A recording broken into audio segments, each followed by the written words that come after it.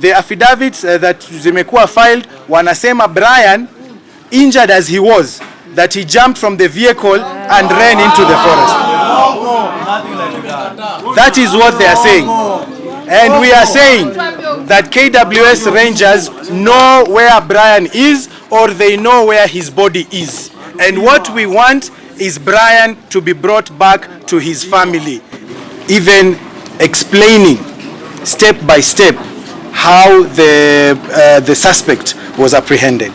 We are very surprised that almost 10 days later, the suspects are still walking scot-free in our community. What happens when law enforcers are guilty of abduction? What happens when KWS Rangers, who are supposed to be supporting security in our community, they are the ones who are responsible for the disappearance of an individual? As Kenyans from across the country, we are here today to stand in solidarity with the family of Brian Odhiambo, who went missing after he was apprehended by officers of the KWS on Saturday, 18th of January. It's over a week. There have been many cases of abduction that have been reported all over the country. But this is one very clear case where an individual was seen being taken in by officers of KWS. We have witnesses that have come forward, witnesses who have recorded statements, even explaining step by step how the suspect was apprehended. We are very surprised that almost 10 days later, the suspects are still walking scot-free in our community. What happens when law enforcers are guilty of abduction? What happens when KWS Rangers, who are supposed to be supporting security in our community, they are the ones who are responsible for the disappearance of an individual? As Kenyans, we are asking this question. And we are asking this question to the leaders who have spoken openly. We are asking Mr. Kabogo, the CS, why is he not questioning the morals of the KWS officers who have taken our Brian Odhiambo? Where is CS Murkomen, who speaks of criminality on social media but does not talk of criminality of KWS Rangers who have abducted Brian Odhiambo? Where is the president when he talks to parents about how they are bringing up their children? Why is he not questioning parents of KWS Rangers who are abducting people and forcefully disappearing them? This is one very clear case. The government every day says it has no policy of extrajudicial killings and enforced disappearances. If that is true, they should stand firmly and ensure that those culprits in KWS who have been responsible for the disappearance of Brian Odhiambo, that they are brought to book. But none of them is saying anything. Hatujasikia sauti ya mtu yoyote wa serikali kusema kwamba wale walihusika na kupotezwa kwa Brian Odhiambo wachukuliwe hatua haraka iwezekanavyo. Mbona hadi hivi sasa wanatembea katika mitaa wako free? This is a question that we are asking. Leo hii, we've been told to come back on Thursday. We were here at the courts. They were supposed to produce Brian dead or alive. And we've been told to come back on Thursday. The affidavits that zimekuwa filed wanasema Brian, injured as he was, that he jumped from the vehicle and ran into the forest. That is what they are saying.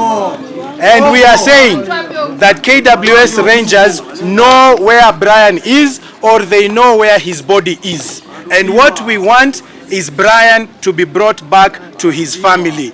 Hiyo ndio mambo tunataka. Tunataka Brayo. Na sisi hatutasimama, hatutasita hadi tuone Brayo either dead or alive. Lazima tumpate.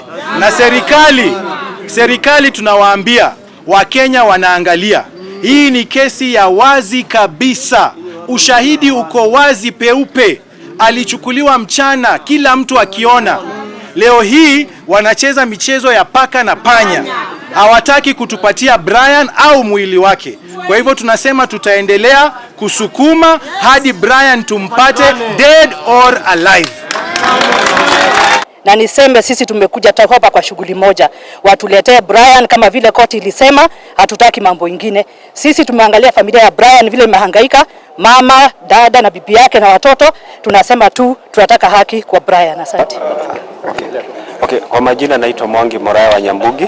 Mimi ni mmoja wa Nakuru Human Rights Defenders Network, na leo tumekuja hapa mahakamani ili kuona ya kwamba bwana Brian Odhiambo ameweza kuletwa ili aweze kushtakiwa, na ilivyo ni kwamba tumesema aletwe akiwa kwa hali yoyote ile. Kwa wakati huu tumeelezewa ya kwamba kuna maafisa wa KWS ambao hawajakuwa karibu hapa kotini, kwa hivyo kesi imeweza kusimamishwa kwa muda wa 1 hour and 30 minutes ili aweze kujifikisha hapa ili kesi iweze kuendelea. Kwa wakati huu kama mtetezi wa haki za kibinadamu, ningependa kuomba pande zote tukue na ceasefire. Hatungependa kuona tena polisi wakiweza kutumia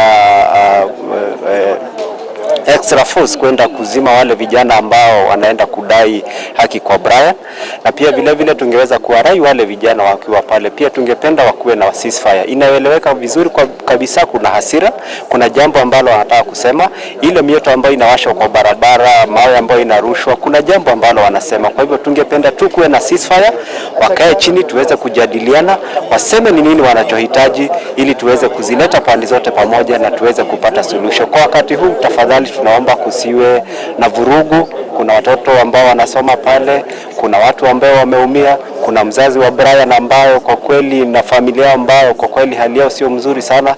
Tumpatie heshima kwa kuweka amani kidogo ili tuweze kuona jinsi mchakato wa hali hii yote ambao utaenda. Asante. Ambayo yamekuwa kiendelea katika Nakuru kwa majuma mawili yamekuwa ni mambo ya kuhuzunisha sana. Kwanza kabisa tulikuwa na ile incident ilifanyika kule katika eneo la Elbagon, ambapo yule ambaye mwanaharakati na mwanasiasa ambaye ni Richard Otieno aliweza kuuliwa kiingia nyumbani kwake, na ikasababisha maandamano na mambo yakakuwa na rapsha mengi mahali pale. Jambo hili la pili ambapo tunaona kwamba kuna huyu ndugu yetu ambaye ni Brian Odhiambo wa eneo la Manyani aliweza kutekwa na watu wa KWS, na baadaye mwili wake haujapatikana mpaka siku ya leo. Na siku ya leo tumefika hapa kotini, kwa High Court number 2, ilikuwa kwamba leo KWS na DCI waweza kumleta katika koti ili kuweza kuhakikisha kwamba usalama wake umepatikana. Lakini jambo la kuhuzunisha ni kwamba tumefika pale kotini, wametupatia muda wa 1.5 hours kwa sababu wale respondents hawako wamejiandaa. KWS na DCI pamoja na Attorney General hawakuwa wamejiandaa kuweza kutetea kesi siku ya leo, lakini wamepatiwa muda wa 1.5 hours ambayo imebaki kama dakika 10 hivi tuweze kurudi kotini. Kile ambacho sisi kama wanaharakati wa kutetea haki za binadamu tungetaka kuhakikisha kwamba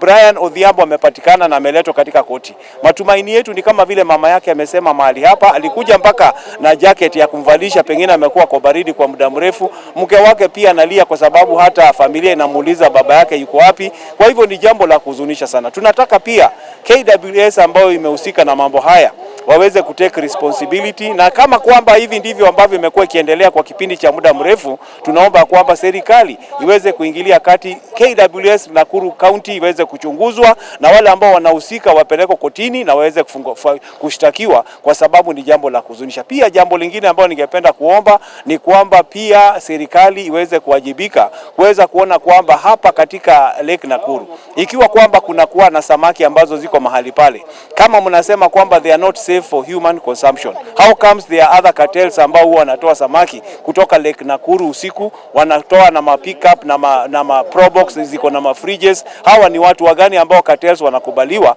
waweze kuvua samaki, na ilhali wale watu wanyonge, wale hustlers wanapojaribu kuteka samaki, hawa ndio ambao wanavurugwa na pia hata kuuliwa. Kwa hivyo ninaomba kwamba serikali iweze kuangalia mji wa Nakuru, kwa sababu for more than 1 week tumekuwa na rabsha hapa, na tutaki rabsha hii endelee, kwa sababu hata watoto wa shule katika kama Kimathi Primary, tunaangalia kama huko katika maeneo ya Kisulisuli, tunaangalia kama Lakeview, hawatoto wasomi kwa kipindi cha wiki moja, na hii ni jambo ambalo linarudisha maendeleo katika maisha ya watoto hawa. Na kwa hivyo inatakana kwamba viongozi tushikane pamoja ili tuweze kukemea jambo hili na kuhakikisha kwamba Brian Odhiambo siku ya leo, ikiwa ni tarehe ambayo ilisemekana leto kupeleka kotini, tuweze kumuona yuko hai, na ili kwamba familia iweze kuwa na amani katika maisha yao. Asante. Kwa majina naitwa Simon Raymond Sangale Ole Nasieku, mwenyekiti wa Nakuru Human Rights Network. Mama Elizabeth Aumu and the Independent Medical Legal Unit to follow up on the production live or dead of Mama Uma's son called Brian Odhiambo. Brian Odhiambo is said to have been arrested by officers belonging to the KWS unit at the Lake Nakuru National Park on the 18th. We did file a petition here at the Nakuru Law Courts for the production of Brian. Brian has not been found, or we've not heard from Brian since the 18th of January 2025.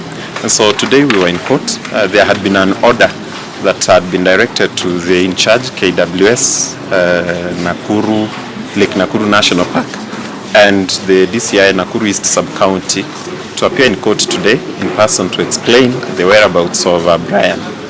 When we appeared in the morning, they had not filed their responses, and so we thought that we appear before the good judge at 11:30 a.m.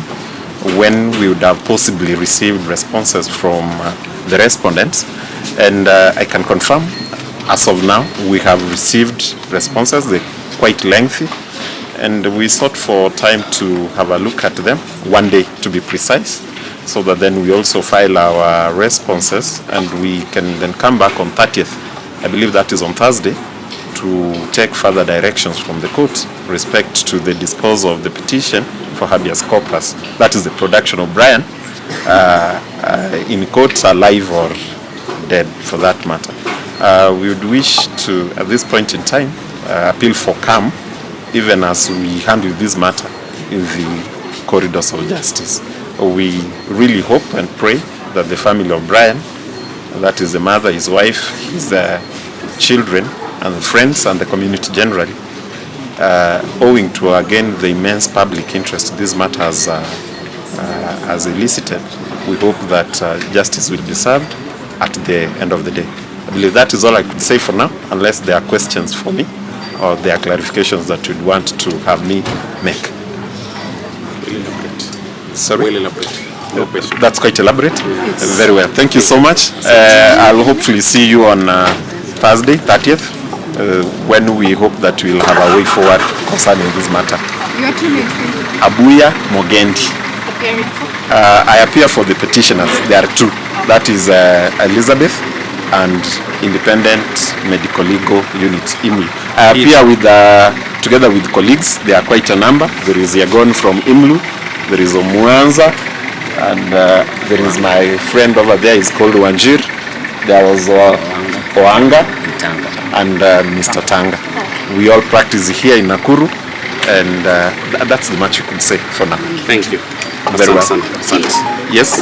Okay, fine. No problem. You'd want to have a word with me? Yes. That's okay.